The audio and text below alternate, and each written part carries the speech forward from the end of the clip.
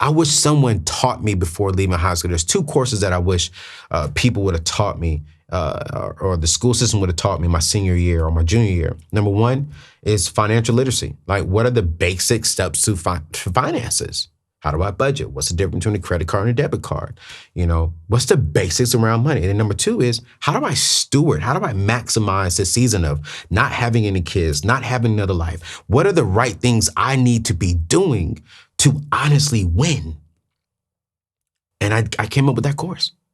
This course is the foundation to where everything that you want to do, single people. I've been blessed to travel around the world, man. And I'm telling you, man, I've experienced some great things from being on major stages, of being on major accomplishments. Just recently, just 2 weeks ago, Success Magazine said I'm the top 125 people in America that you should follow, because here's why. I have a system and I've been able to I am maximizing my single season. I desire marriage. I'm not a marriage expert, but God knows when I do get married, man, I'm coming to the table with less baggage and a lot to offer. And I want to help you do the same thing. So click the links in the show notes. But when it comes to really having a vision and really not developing a vision for your plan, listen, man, you got to have a budget. Here's the best tool when it comes to having a vision for your money, and that's called Every Dollar. And you'll get that also inside of the Ramsey Plus plan, which is also going to host your Financial Peace University. I use Every Dollar. Now, you can go out there and use any other tool that you may like when it comes to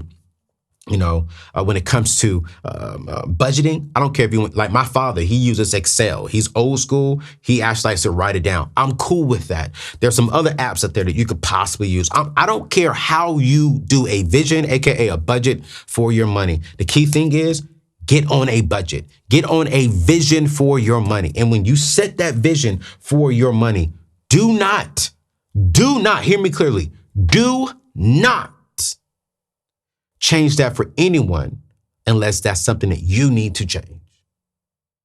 You see, a vision gives you permission to enjoy the direction you're going. The vision gives you permission to enjoy you purchasing that bag when you're out of debt. The vision gives you permission to enjoy purchasing that car. The vision gives you permission to enjoy what you're spending your money on, because you wrote the vision. So as you're getting out of debt, man, the vision, you see you getting closer to that debt-free journey, that debt-free experience, because now you see it on paper. Now you're seeing your life is matching the vision for your money, and you're getting excited because I'm getting one step closer to buying that house. I'm getting one step closer to buying that gym car. I'm getting one step closer to buying that Chanel purse. I'm getting one step closer to buying this. I'm getting excited because I see it in writing. I see me paying down my debt. I see it. And when you see it, you get excited.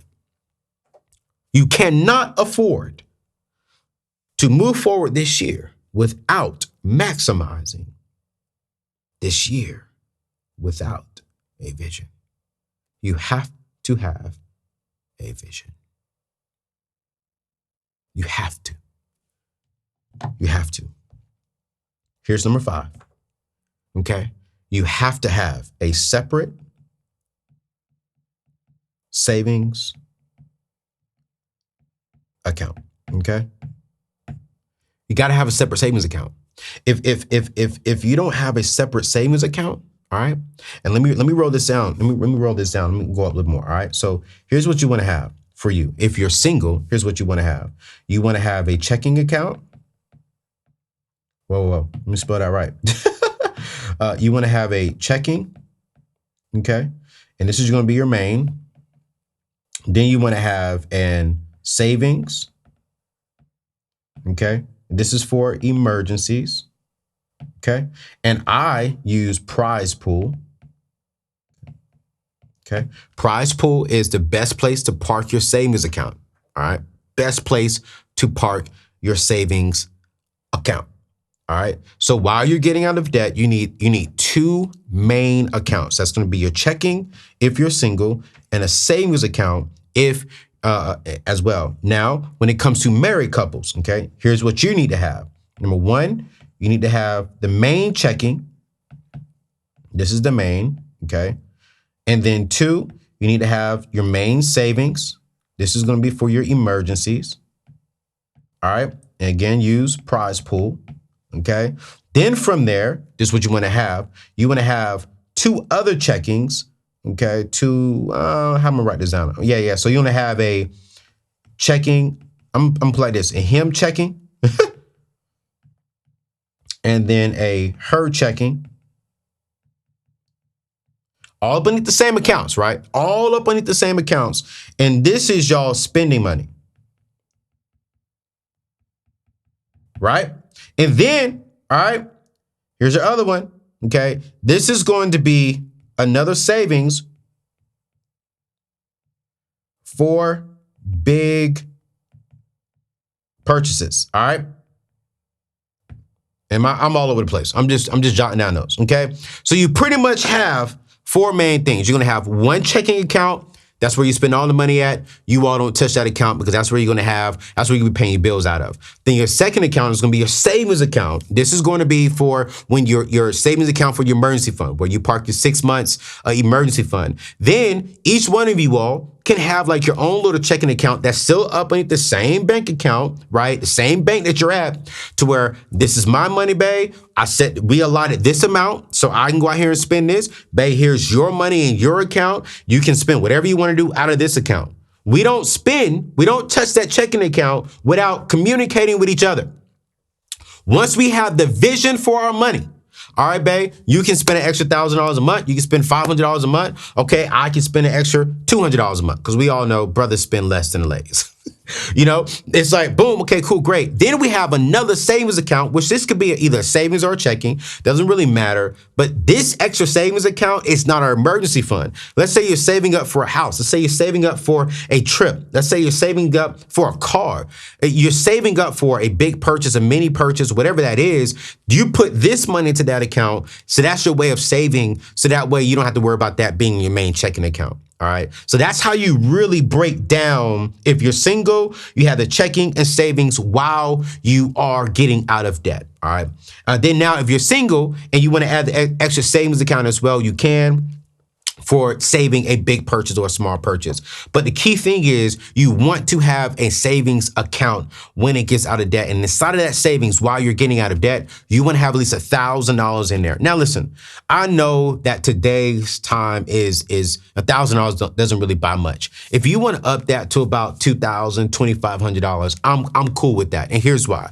Because I get it. I would love for you to have at least your rent, your mortgage, your rent payment, mortgage payment, and like your really main necessities. So that way, if life does happen, especially during this pandemic situation, you at least have 1 month to figure things out. So if you want to up that a little bit, cool beans. Okay, cool beans. But again, one of the things that I've learned from my friend and Dave, it's like your initial savings account is not made to be comfortable.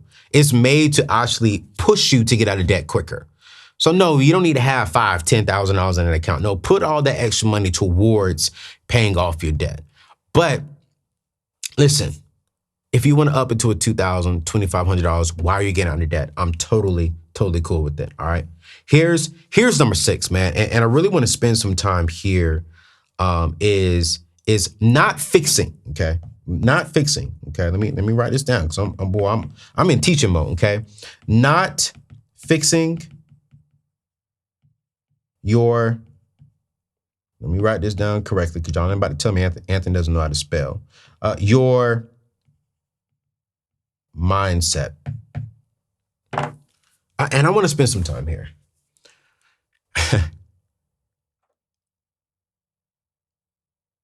The caliber of your future will be determined by the choices that you make today. A lot of people feel as if they want to get out of debt and if they want to build wealth, they need to go make more money. They need to go stack up all this bread. When really, and this is why I developed my course called The Singles Blueprint, 8 Pillars to Maximizing Your Single Season, right?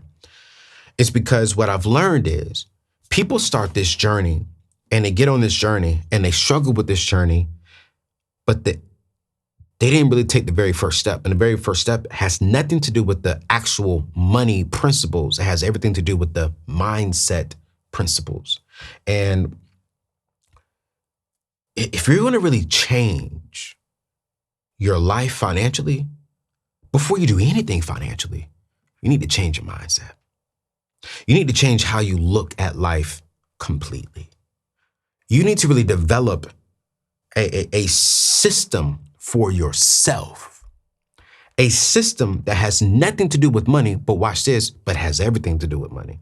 A system that has nothing to do with finding a man or finding a woman, but it has everything to do with finding a man or a woman.